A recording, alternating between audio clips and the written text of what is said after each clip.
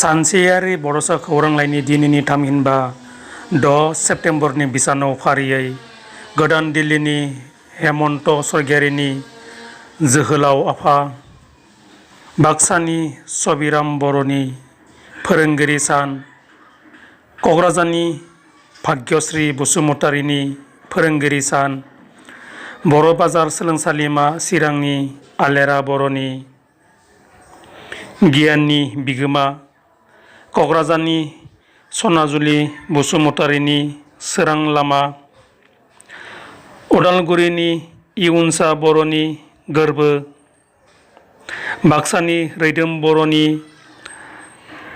आलोखौ मोनो खन्थाइया सेबखांजादों आरो सत्येन्द्र बर' कछारीनि सिमांनि सावगारि सुंद' सल'आबो सेबखांजादों।